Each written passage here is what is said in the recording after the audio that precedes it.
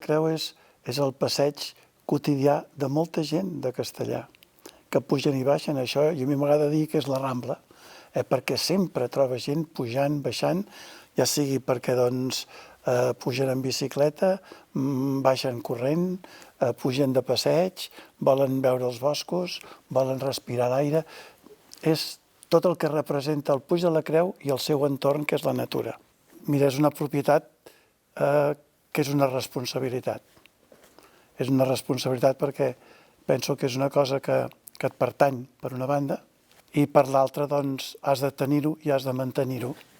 No només per tu, sinó pensar una mica en tots els que, diguem, contemplen, viuen, pugen i els agrada el Puig de la Creu. I estic molt interessat en refer la història del Puig de la Creu i ser on anar-hi, buscar-ho, dedicant-hi temps, que això és el problema. Però bé, de fet, el Puig de la Creu no va ser mai privat fins a principis del segle XX. És amb la desamortització que queda en abandó, s'intenta fer una recuperació del Puig de la Creu, però hi ha problemes entre Castellar i Sentmenat, no s'acaba de posar això al dia, i després és quan els Perich Fruitós ho compra, un veí de Castellar, ho compra i és el que refà el Puig de la Creu, el que li dona tot el que és el que envolta la capella, que és el més original.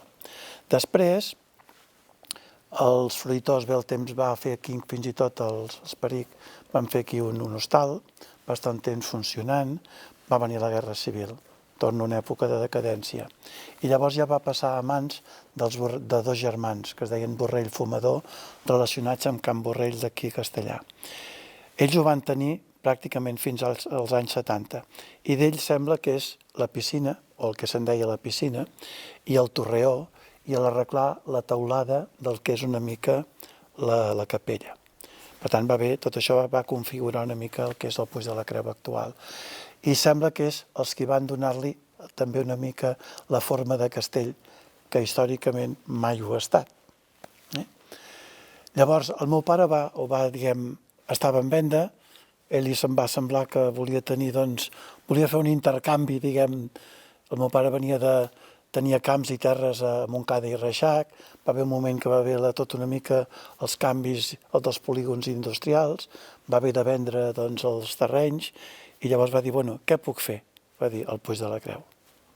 I les circumstàncies van portar-hi cap aquí. I d'ençà aleshores, vol dir que fa 43, 44 anys que pertany, a la família Martí Montllor, diguem així.